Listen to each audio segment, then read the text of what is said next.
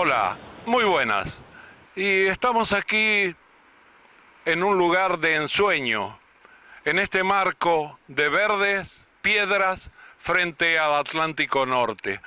Y nos viene a la imaginación y a la memoria todas las imágenes que pueden haber pasado por la vida de un artista singular, de un hombre que supo hacer de su corta vida lo que quizás en muchos años de vida tampoco pudiera haber hecho otro individuo. Sí, seguro, un talento múltiple. Para él, el cine no tuvo secretos, las letras de tango tampoco, la poesía.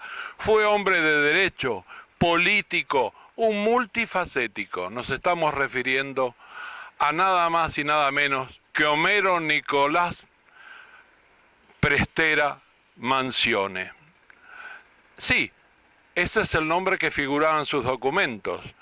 Así, se lo conoció por algo mucho más sencillo de llegar a él a través de su criollismo, porque nunca dejó de ser el santiagueño que nació en Añatuya, a pesar de haber vivido en barrios tan porteños como los que le tocó en su vida y donde hizo sus creaciones. Y precisamente hablando de creaciones, yo creo que una de las más logradas, por lo menos desde mi humilde forma de pensar y de valorar las cosas, porque yo no soy biógrafo, yo he escrito cosas sobre Mansi, he dicho también sobre Mansi algunos aspectos poco conocidos de su corta vida, pero ni Horacio Salas, ni Aníbal Ford, que ellos sí han sido rigurosos con la cronografía, con el desandar de la vida que tuvo el poeta. Y justamente del Bate quiero señalar que hay una creación que abarca todas las vicisitudes de una vida, con dramas, con alegrías, con sentido, con amor, también con llanto y con reflexiones. Y justamente de esa obra, que para mí, insisto, es una de las más logradas, voy a presentar a alguien que lo va a decir con toda su emoción, con toda su alma, con su voz de hombre de radio, con su voz de hombre de televisión, con su talento para los medios de comunicación. Eduardo Aldiser, a través de este momento y de esta posibilidad que nos da justamente el medio, nos va a decir este poema que solamente lleva como nombre la palabra hombre.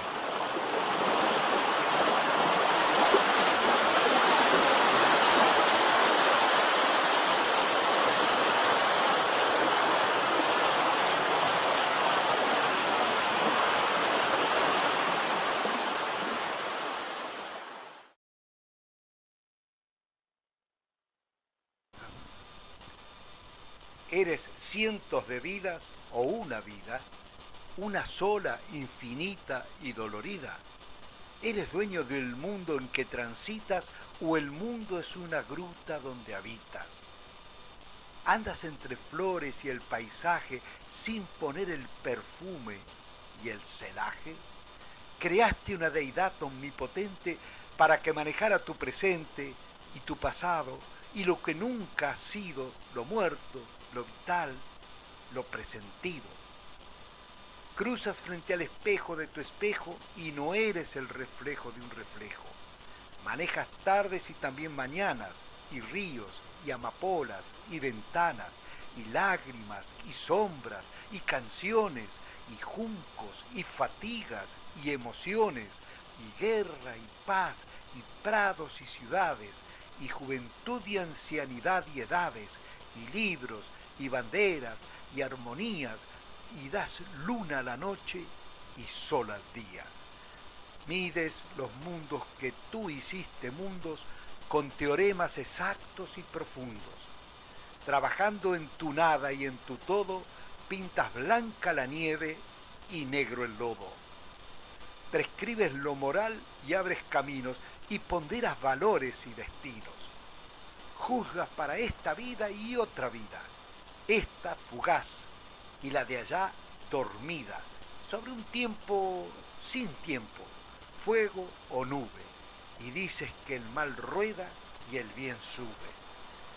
Corres como un gigante desolado con fuerzas que tú mismo has convocado, y de pronto, cortando tu carrera, te blasfemas, te lloras, te veneras, te conviertes en cientos de millones que maldicen o rezan oraciones y te cambias el rostro en cada suerte y vuelves a la vida y a la muerte con una vanidad empecinada, hecha de polvo, de ceniza y nada, y aguardas rosa de la mano amiga y de la mano sin amor, ortiga.